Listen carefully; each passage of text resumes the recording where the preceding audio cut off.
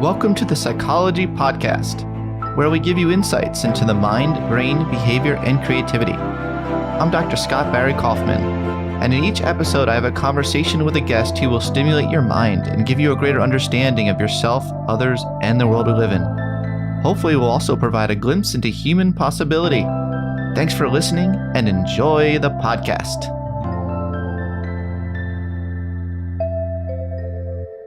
So today we have Dr. Justin Lehmiller on the podcast.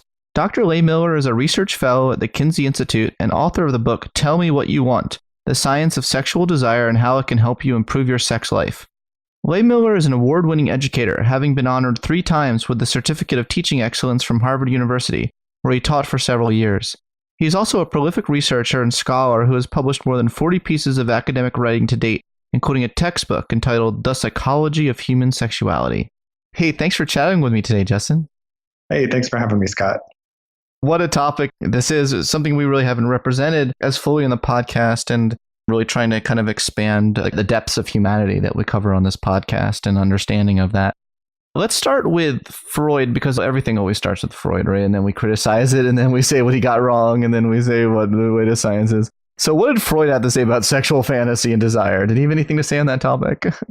Freud had a lot to say about sex and a lot to say about fantasies too. And his main conclusion was basically that a happy person never fantasizes, only a dissatisfied one. So Freud's view of sexual fantasies was really that they're usually always a sign of deeper psychological troubles that a person has. He said the same thing about daydreaming. Yeah. Maybe daydreaming is associated with sexual, I don't know. It'd be interesting to, anyway, that's a whole other research topic. But okay. So tell me about the methodology that you employed for what you refer to as the largest survey of sexual fantasies in America. Now, is that of all time? As far as I know, yes. There are larger sex surveys that exist, but none that have focused specifically on sexual fantasies and that have approached it in a way that's as comprehensive as I did. So what I did for this book was I surveyed almost 4,200 Americans who came from all 50 states, ranged in age from 18 to 87, come from all different religious, political, and demographic backgrounds. And they completed a survey that contained 369 questions. And it started with, what is your biggest sexual fantasy of all time? People wrote that out in narrative form. I also had them sum it up in one word, which I thought was really interesting because I could then create a word cloud to look at, what are the most popular themes that appear in people's fantasies. And then I asked them hundreds of questions about people, places, things they had ever fantasized about, along with detailed information on their personalities, their sexual histories, their demographic backgrounds. So as far as I know, it is the largest, most comprehensive look at sexual fantasies to date. Well, congratulations. That's not easy getting that many participants for anything. So did you use online surveys? Is that what you did? Or, you didn't bring every single one into a laboratory? Oh, no. Okay. And I wouldn't have had the funding to be able to do that. As you probably know, there's not a lot of funding for psychology research in general, but specifically on sex and sexual fantasies. There's almost no money to do it. So this was an online survey. I largely recruited through social media, and it was advertised as a survey of sexual fantasies. It took about a half hour or so to complete on average. And it took me close to 2 years to collect all these data. Wow. Well, what an accomplishment. So you got a lot of very interesting data out of it. So let's dive into some of this. What are the 7 most common sexual fantasies in America? Why don't we just jump into the deep end? Okay, sure. So I found that there were 3 fantasies that almost everyone who took the survey reported having. The most popular was multi-partner sex. So just having sex with multiple people at once. Most commonly, that was in the form of a threesome, but some people fantasized about larger groups. Very close in popularity was BDSM fantasies, bondage, domination, submission, sadism, masochism, ranging from mild to wild, but most commonly taking more mild forms like spankings and tying your partner up, things like that. And then the third category that almost everyone reported was what I call novelty, adventure, and variety. So that was basically just trying something that's new and different for you. That could be a new position or having sex in a new place or setting. So that means something a little different to everyone because what's new for you might not be very new to someone else. There were also 4 other fantasies I found that were very popular themes not quite as popular as the three I just mentioned, but these were taboo and forbidden sexual activities. So breaking social or cultural norms for what's acceptable when it comes to sex. Fantasies about passion and romance. So basically meeting your deeper emotional needs. Also, fantasies about same-sex activities and what I call gender bending, where basically people are sort of pushing the boundaries of their gender role or identity or expression. And then the other category of fantasies was what I call non-monogamy. So basically being in some type of sexually open relationship. Not necessarily having group sex, but maybe, for example, being polyamorous or trying swinging or something along those lines. So that covers quite a range of things. Would you say that for most of these are the general outlines? You didn't go into great detail. In the book, you do go into some specific detail about some of the more extreme things and the specifics of it. In general, would you say that most of these fantasies, while even the taboo ones, they're not necessarily illegal? What are some taboo things that most people do? And what kind of taboo stuff is actually more minor, more rare in the general population? Sure. So the taboo fantasy category is interesting in that some of the fantasies that were very popular, very common, would actually be illegal if people were to act them out. So voyeurism was actually one of the most popular taboo fantasies, where people are spying on someone else who is unsuspecting or unknowing while they're undressing or having sex. It seems that a lot of people, men and women alike, find that to be sexually arousing. That doesn't mean that they necessarily want to do it in real life. So I think there's an important distinction we need to make between having a fantasy and having a desire. So people can fantasize, be turned on about something, but not necessarily want to do it because they realize, hey, that would be illegal or non-consensual and I shouldn't do that. So that seems to be a common thread running through your entire book, actually, is the difference between fantasy and actuality. So some people can have these fantasies and it doesn't necessarily mean that they are a horrible person. Is that right? I feel like a lot of this book is to reduce shame around a lot of these fantasies. Is that right? Mm-hmm. Right. And it turns out that a lot of us have dark and deviant fantasies from time to time.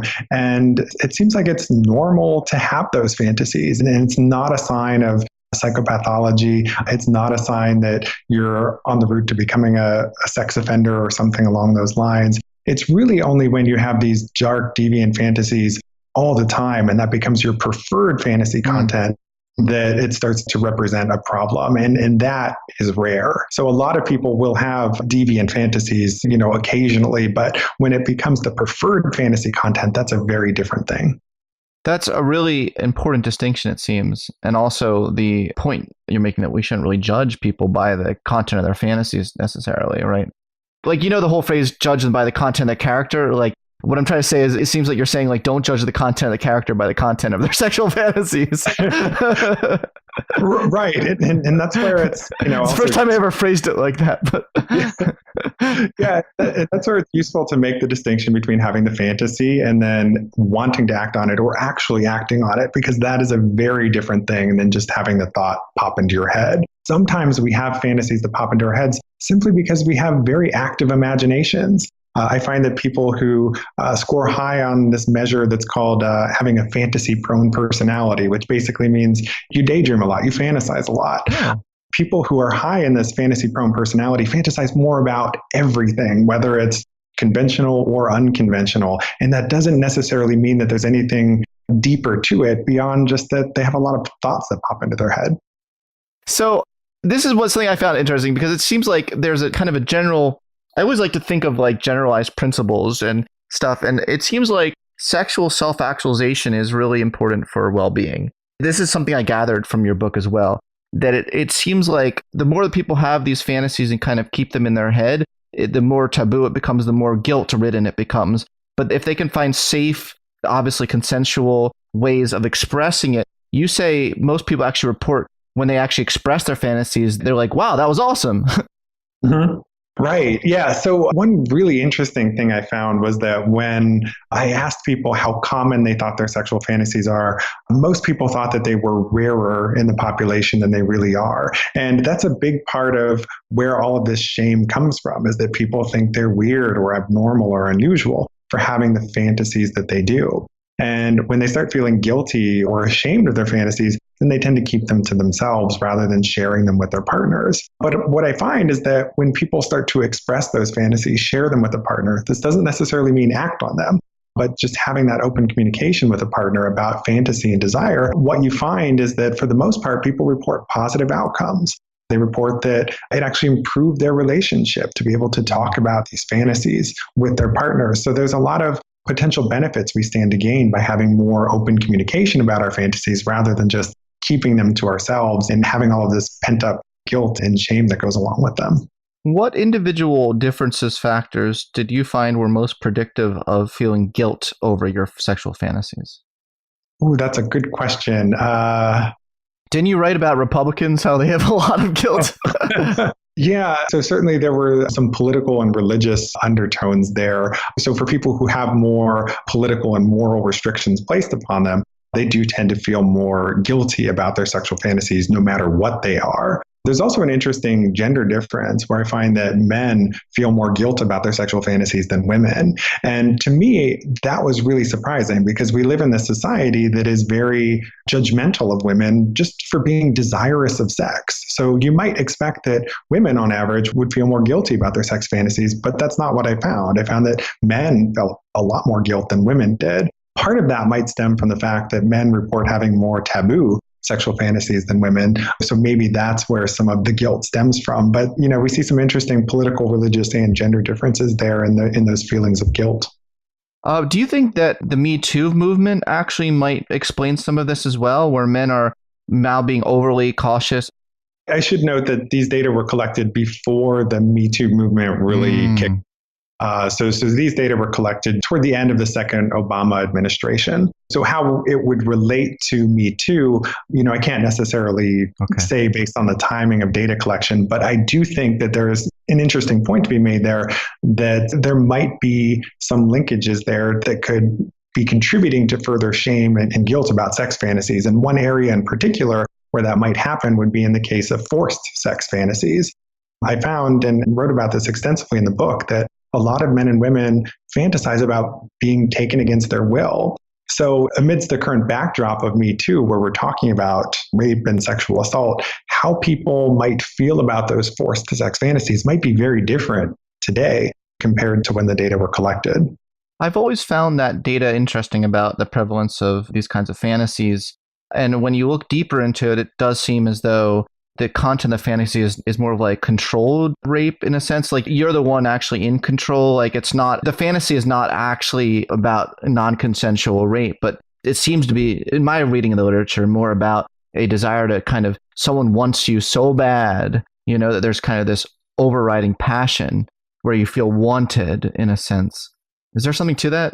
Yeah, and I think that's part of the reason why some people refer to these fantasies as consensual non-consent. Yeah. Because I think ultimately what this is really about is sort of a take on dominance submission play where, yes, the other person wants you so badly, and there's that element of dominant submission. But ultimately in the fantasy, you are still in control. You're still dictating the terms under which this encounter happens. So that's very from a rape or sexual assault that happens in the real world where the victim is not in control of the situation there.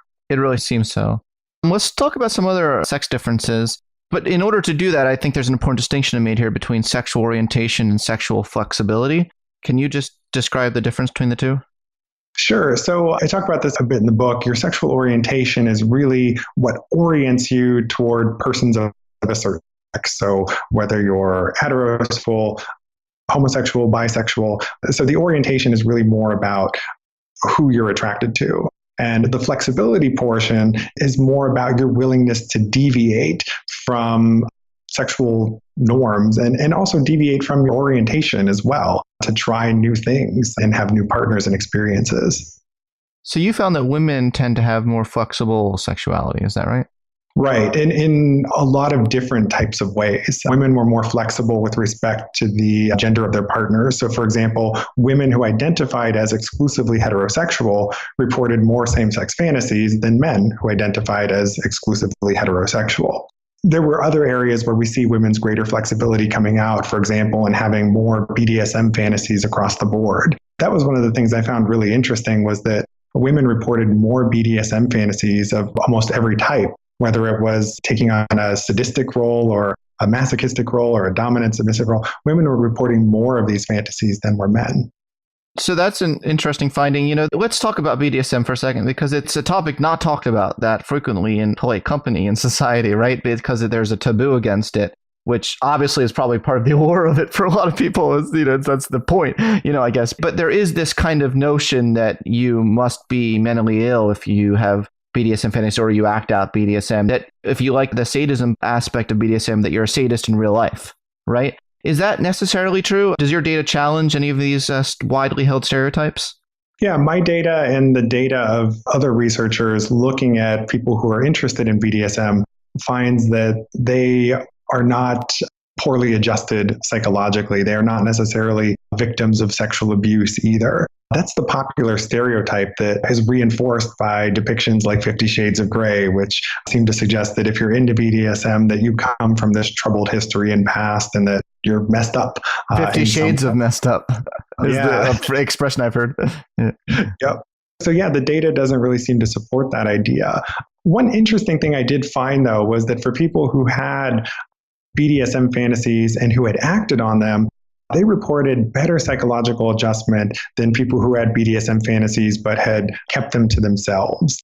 It's something that's true more generally with our fantasies, which is when we keep them secret and hide them and we feel guilt and shame about them, that can be psychologically damaging. But when we come to accept them as part of who we are, then we can come to feel better about ourselves. Yeah, and that's a common, like we were just talking about, that's a common generalizable theme across all of this. Just wanted to take this moment to thank you all for your support of the podcast over the years. It's been a real privilege to do this podcast for you all for over the past 3.5 years. If you'd like to further support the podcast, I wanted to let you know a few things you could do to help make this podcast a better experience for you all. First, I'd really appreciate it if you could subscribe to the Psychology Podcast on iTunes. This would help make the show more prominent on iTunes and increase our listenership. I believe you can subscribe both on your iPhone and on your computer. Second, it'd be great if you could give the show a rating and review on iTunes. I definitely read and appreciate all of the reviews. Another thing you can do is donate some money to the show by going to thepsychologypodcast.com and clicking on the link Support the Podcast at the bottom of the page. That's thepsychologypodcast.com. Thanks to the donations we've received so far, we've been able to increase the audio quality substantially. So your donations really do go to helping to make the show a better listening experience. Thanks again for your incredible support of the show over the years. I do this show for you all because I truly love sharing my enthusiasm and love of the mind, brain, and creativity. Okay, now back to the show. I want to quote you the sentence you said because I think the sentence out of context could be potentially very controversial. I'd like you to elaborate on it a little bit. It could also be that women's greater interest in BDSM might have something to do with the idea that women are more likely than men to fantasize about being the object of desire. What do you mean by do you mean being objectified? What do you mean? So in their fantasies, we see a gender difference. You're being very careful here in your answer. I can tell you're being very careful. Yes, and I think it's a topic that requires... It requires sensitivity. Yeah. It does. I appreciate that. So in fantasies, we see this gender difference where it ties in with another finding I had, which is that men placed more emphasis on who they were having sex with than women. So for men, it was more important to have a specific person in mind. And I think it's because men see themselves as they tend to see themselves as acting on an object of desire. So having a specific person in mind is more important. Whereas women in their fantasies see themselves more as the object of desire. And so for them, the specific partner they have isn't quite as important because they are more the center of attention in their sexual fantasy. Now, I think the interesting question is, where does that come from? Yeah. Right? Why do we see this difference in men and women with, in terms of being the object of desire or acting on the object of desire? And I don't know that we know the answer to that. There could be a cultural explanation there because women are more sexually objectified in our culture, and maybe that creeps into our sexual fantasies in a way. The other thing that's worth mentioning here is that most people have a lot of different fantasies. I guess one of the questions that might help to address this too would be, is it someone's favorite fantasy? Is this what they're always going back to? Or is it just a fantasy that they simply have had before that's popped into their head? And there could be some variability there where maybe most of the time they fantasize about being more in that sexual object role versus, maybe just occasionally they fantasize about being the person who's acting on the object of desire. Do you ever get shy talking about some of those topics? Do I get shy talking about it? No, but I do I do get hesitant talking about some of these topics just because I know how controversial and delicate some of them are. And this is something that someone who's been teaching human sexuality courses for more than a decade, that I'm very cognizant of, and that a lot of my colleagues don't quite realize. I think some of them look at me and they think, oh, he got high evaluations for teaching a human sexuality course, but that's because sex, everybody wants to take a sex course and sex is easy. But the reality that everything you say in a human sexuality course is a potential minefield where you have the potential to offend someone who might have a different view or different identity. So this is one area where you have to be so careful in how you phrase and talk about every point. Justin, I completely agree with that. And I hope that listeners to this podcast will think that we're being sensitive. And I'm sure they'll let us know if we're not. But I really think that, there's a sensitivity, but also you want to say the truth. You want to be authentic in what you found. Now, do you give trigger warnings when you teach certain topics in the course? Like when you cover the topic of rape fantasies, I mean, my gosh, that seems like a potential, if anything's going to have a trigger warning associated with it, it would be that. What's your thinking on that? Yeah, so I have given a general caveat at the beginning of every semester when I teach a human sexuality course to say, this is a course about sex and we're going to talk about things that might upset you or might offend you. And you have to be aware of that going in. But I'm not going to excuse students from learning about certain material if they're worried about how it might offend them. We need to be open to hearing about data and ideas and theories that might challenge us personally on a lot of levels. We can't always just get up and leave whenever a topic makes us uncomfortable. And I think that's where we run into a lot of problems, is when we just cover our ears and we don't want to hear about things that are potentially upsetting. Yeah, good.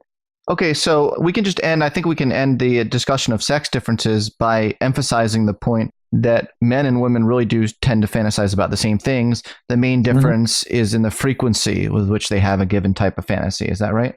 Right. Yeah. So I found that there was a lot more commonality in the things that men and women were fantasizing about than you might expect. So men, for example, had a lot more emotional content in their fantasies than previous research would have suggested. And women's sexual fantasies were more adventurous than previous research would have suggested. For the most part, we're all fantasizing about the same things, but for example, men do fantasize a little bit more about threesomes. Women do fantasize a little bit more about emotional connection with the partner. But for the most part, we're fantasizing about the same things.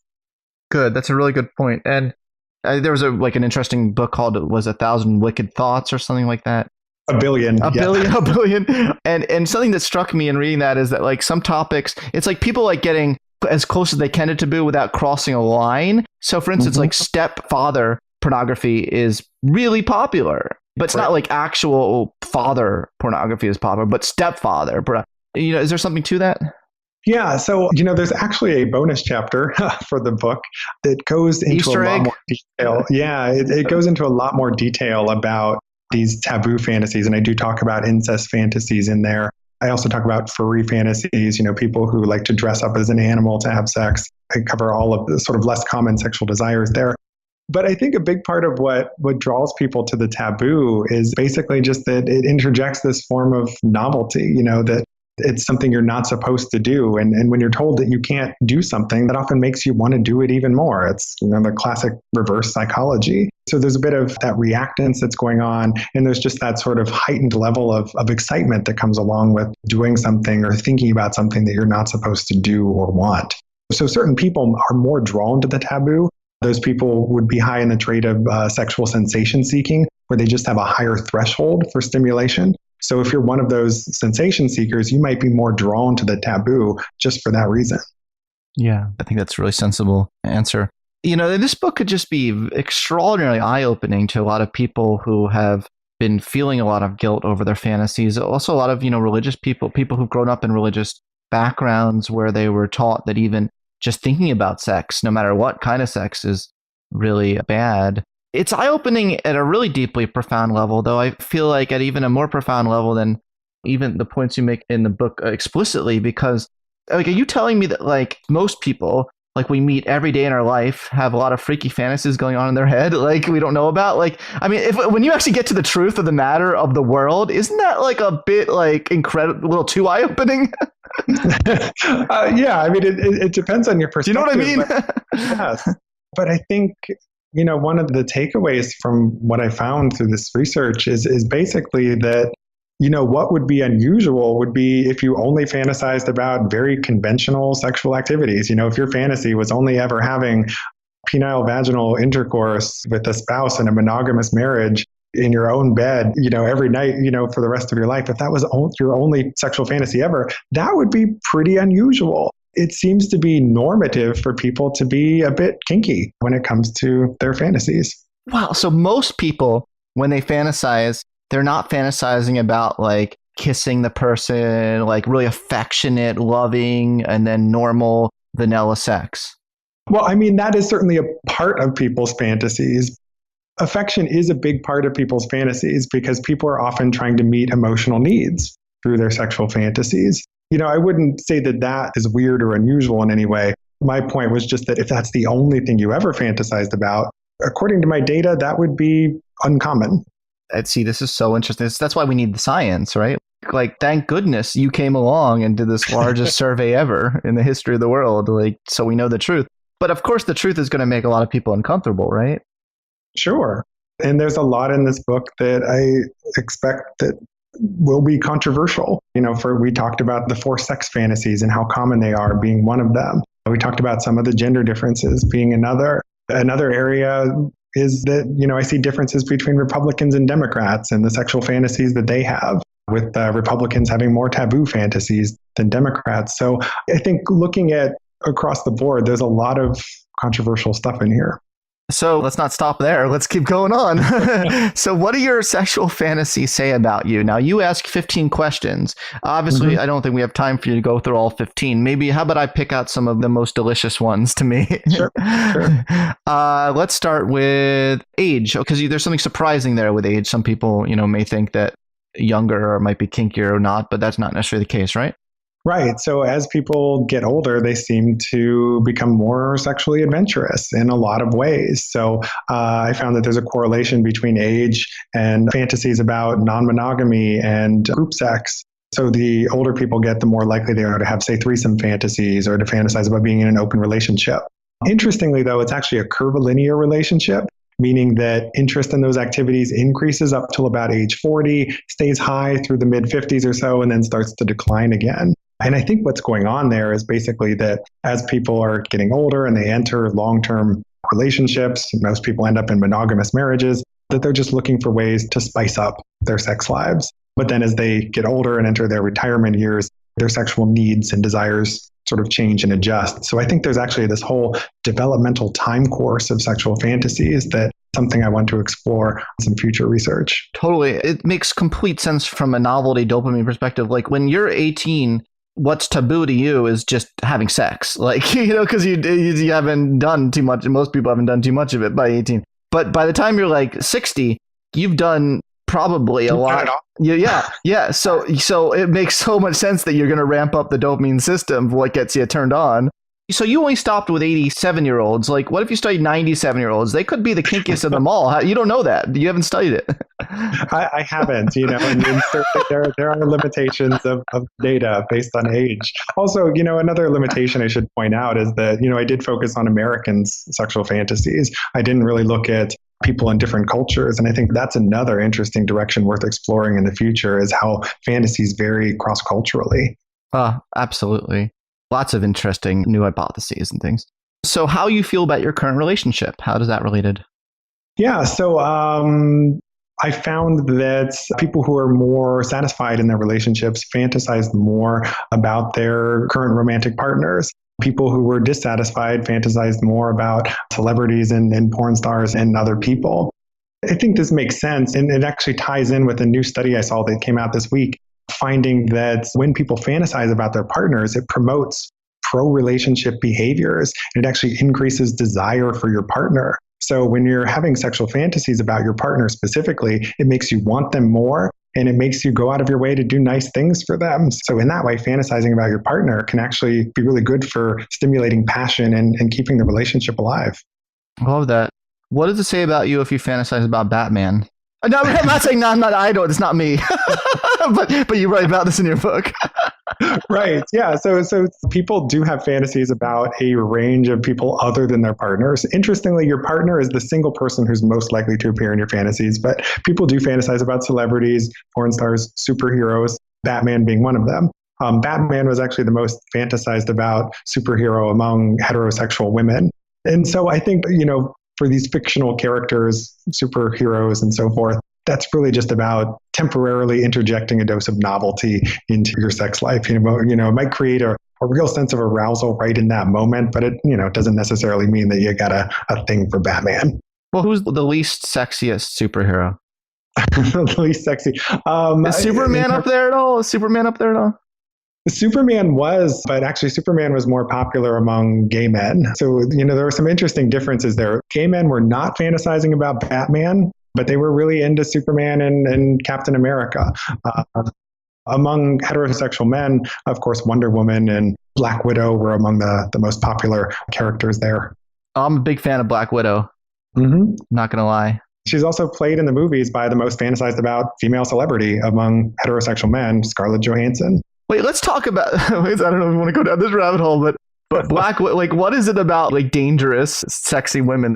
Yeah, so that's a great question. And I think a big part of it is that men have a lot of fantasies about sexual submission and about giving up power and control. And so a woman who takes charge and who is dominant, I think is a big turn on to a lot of heterosexual men, just because it can help fulfill that desire for submission or to break free of pressure to conform to certain gender roles. Our society dictates that men are supposed to be the initiators of sexual activity. So having a woman who is dominant, is something that is very appealing to a lot of men. Fascinating. So another factor you found was how you feel about yourself. So your self-esteem, even the trait neuroticism, right, affects this. Mm-hmm. And I'm going to lump in another thing here, which I think is related to this. I'm doing a factor analysis on the spot in my head, a subjective factor analysis. Attachment style, I think, is appropriate here as well, like particularly anxious attachment style. So what do you see there with this cluster of things? Yeah, so for people who are high in the trait of neuroticism, which is a trait that involves higher levels of emotional stability and a tendency to not deal well with stress, and for people who are high in attachment anxiety, where they have this fear of being abandoned, what I see there is that these individuals tend to play it safe in their sexual fantasies, and that they try to avoid doing things that are going to be riskier, that are going to stress them out. Rather, they're seeking to put their minds at ease, to do something that's going to validate them and to prevent them from having those distractions, anxieties, and worries come in that might otherwise interfere with their enjoyment of sexual activity. Thank you for explaining that. And we find that in our own research with attachment style, like predicting a lot of relationship type issues and things that, they're not just my research showing that. There's 50 years of research showing it, but our research also shows that. Here's a topic I'd like to talk about. OCD as a potential thing and gender dysphoria. What is the link there? Yeah, so that was interesting in that I found that there was this link between compulsive sexual tendencies and having more fantasies about gender bending, so becoming the other sex or playing with your gender role or expression in some way. There is some research, not research that I've conducted, that has found this link between OCD and gender dysphoria. So my results are kind of consistent with that. What researchers think might be going on there is basically that OCD can express itself in a lot of different ways. And that one way might be some people might have these intrusive thoughts that they're transgender when they aren't actually transgender. And so they're engaging in all of these compulsive behaviors to try and verify their current gender. So there are all kinds of interesting findings there, but that's not to say that people who are transgender are necessarily have OCD or anything like that. We're talking about something that's totally separate there. I don't subscribe to that idea at all that, there's anything psychologically wrong with someone who is trans. But there are these variants here, right? Where somebody might have OCD and that leads them to think that they are transgender when they actually aren't. I think that's a totally separate phenomenon. And so we need to be careful in discussing it so that we're not lumping all of these things together under the same umbrella. And that's, again, getting back to some of these controversial issues that we were talking about earlier as making these clear distinctions. So a whole bunch of factors that this is the common theme here, and also race and cultural things. Like, do people tend to fantasize about people who are of their similar racial ethnic group? Yeah, and that was a really interesting and also somewhat disturbing finding, in that I found that for people who were white, they fantasized predominantly about other white people. For people who were Asian Americans, they primarily fantasized about white people, and very infrequently did they fantasize about other Asian Americans. And I think that part of that stems from the fact that there are all of these negative sexual stereotypes about Asian Americans, and especially Asian American men, where they might be seen as asexual, or they might have negative stereotypes about the size of their genitalia. So we see that institutionalized racism, I think, can actually creep into our sexual fantasies in terms of influencing the race of the partners that we fantasize about. And in our society, white is seen as more desirable because of the historically greater cultural power that whites have held. And so I think that's why we see whites being fantasized about more than people of other races. And I think a lot of people just take it for granted. They don't realize it. And, we see this a lot where people talk about their attractions as if they have no control over them. And they say, well, it's just, I'm just not attracted to African Americans, right? And they'll say it nonchalantly, like they have no control over it, don't have no idea where it comes from. But I think a big part of the fact that, we have these very separate race-based attractions is tied into the fact that we live in a culture where there's a lot of racism embedded in it, and that creeps into our sexual desires. It's a very uncomfortable thought, but my data suggests that there was a lot of truth to it. So how do we see ourselves in our sexual fantasies? Is there individual differences in that as well? Yeah, that's one of the things that I had never really seen explored in research on sexual fantasies that I found to be incredibly interesting. I found that most people had fantasized about changing themselves in some ways in their fantasy, whether that was having a different body type or having a different I become a penguin in my fantasies. For some people, it could be a different species. It could be a different age, different personality. People change themselves in a lot of different ways, but there's an interesting gender difference where we see women are more likely to change their bodies than men. And I think that, again, stems from cultural pressures on women to look a certain way. But interestingly, we see that men are more likely to fantasize about changing their genitals than are women. And I think that stems from the fact that there's more cultural pressure on men to have a very large penis. And we see that gay men fantasize about changing themselves more, their bodies and genitals, than anyone else. And I think that's because in the gay community, there's so much pressure to have a perfect body and to have, very large genitals. So, again, I think the cultural issues really creep into our sexual fantasies in a lot of ways. Good. I'm glad you brought up big genitals, because I want to talk about that for a second, because you make a really excellent point. I thought an excellent point in your book about how everyone should just kind of relax. Because we know, for instance, you're not going to enjoy the sexual experience if you're so self-conscious. Like my colleague Todd Kashdan and his colleagues have published some great stuff on having that kind of anxiety really reduces your sexual satisfaction. You said that we could probably relax for about, penis size is one thing we could probably all relax about. Can you elaborate a little bit why?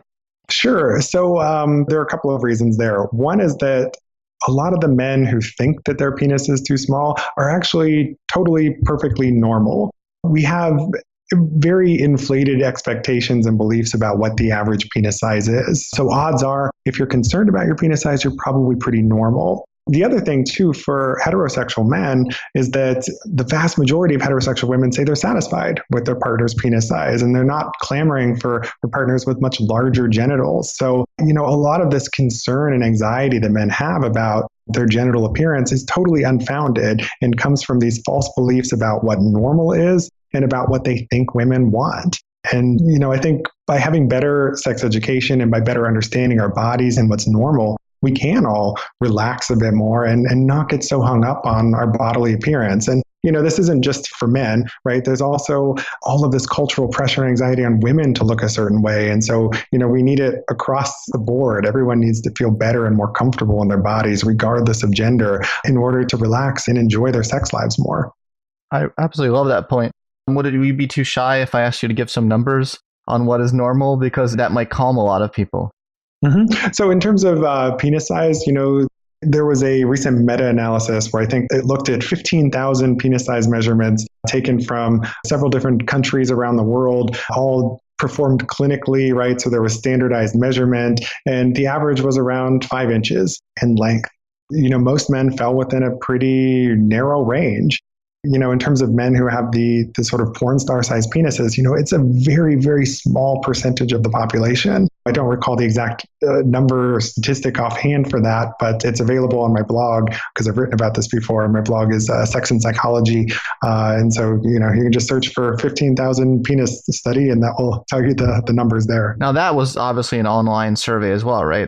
No, so this was a meta-analysis of a bunch of different studies. Oh, yes, of course. Okay, yes. Yeah, where people did go into a lab and there were clinical measurements performed. Gotcha. Okay, that makes a lot of sense. Mm-hmm. Okay, so let's end this conversation today talking about what I think a lot of people are really, by this point, if they've made it to this point of the podcast, first of all, congratulations. We thank you for hanging in there on this very sensitive topic. How do you turn your fantasy into reality?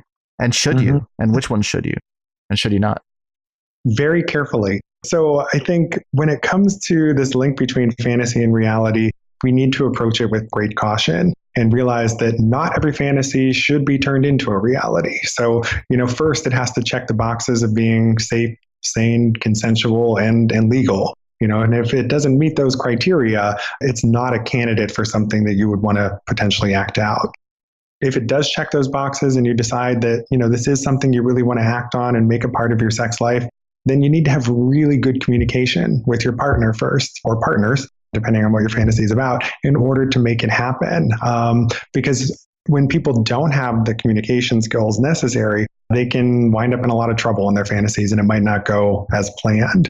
So it requires a lot of planning, coordination, establishing intimate communication first, coming up with some ground rules, doing some research, thinking about setting a safe word so that you or your partner can exit the situation should one of you become uncomfortable with it. There's a lot of considerations here, and it's hard to sum them all up in a very short period of time. But this is something I go into great detail in the book, because when it comes to acting on your fantasies, there are lots of great potential rewards you can get, such as becoming closer to your partner, having a really enjoyable experience, being more sexually satisfied. But there are risks too. And some people have bad experiences and it creates a wedge between them and their partners. So if you want to act on your fantasies, approach with great caution.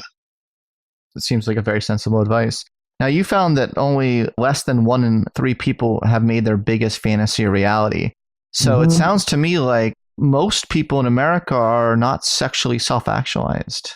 Right. Yeah. So I found that the vast majority of people said that at least for their biggest sexual fantasy of all time, they did want to act on that. I think it was around 80% or so who did. That doesn't mean that they want to act on every fantasy they've ever had, but at least their biggest one, most people do want to make it a reality, yet relatively few have ever done it. So there is this big gap between fantasy and reality for most people, it seems. Yeah. But you say those of us who have, the overwhelming majority of those of us who have acted out our fantasies, say the end result met or exceeded expectations. So you've had 86% said it met or exceeded expectations. That's huge. And further, that it had a neutral to positive impact on the relationship. So 91% said it had a neutral or positive impact on the relationship. So by and large, the outcomes of acting on our fantasies seem to be pretty good. So that's a big message of your book, it seems. Yeah. Right. And now I should say that it does vary a bit depending on the type of fantasy people were acting out. And interestingly, threesomes, being the most popular sexual fantasy of all time, were the fantasy that was least likely to work out when people acted on it. And I think it's because people don't have a script for it. And, there's some affective forecasting errors going on where they think in their head, oh, that sounds great and fun and exciting. But then they're in the situation and realize, oh, hey, I'm jealous, or I'm uncomfortable with this, or I'm not sure what to do. So, there's variability across fantasies, but for the most part, when people do act on their fantasies, they report positive outcomes. But because there is that risk there of things not turning out well, that's why I say just approach with caution and do a lot of planning and prep work ahead of time and make sure that you have good sexual communication. Here's another interesting stat, which I think relates to this book, Sex at Dawn.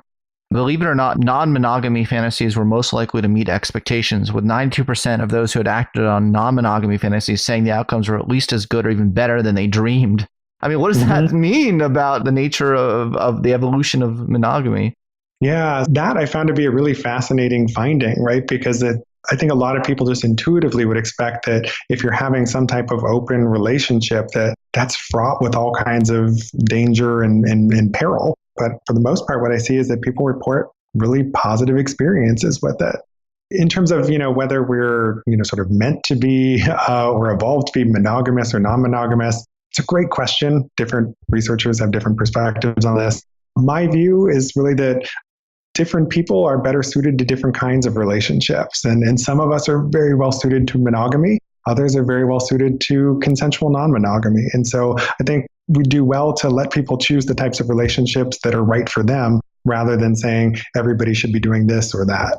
Good. And that's another common theme is the importance of communication for healthier sex and relationships, no matter whatever the arrangement is, the healthy communication. So I will end with this last question. How can we break the barriers in society that prevent us from communicating about our desires? Mm-hmm. So I think really that actually starts with having better sex education.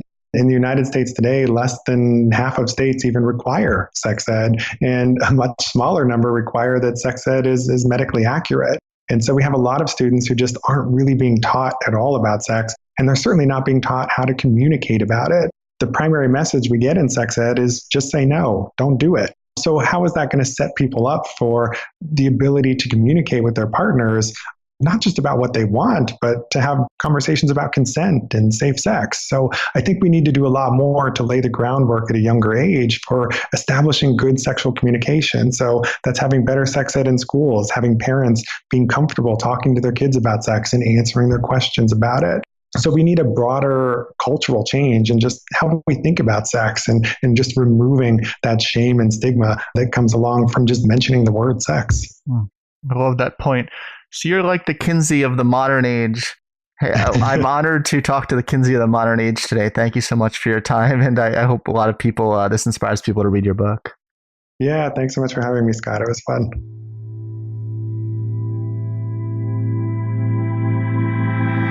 Thanks for listening to the Psychology Podcast.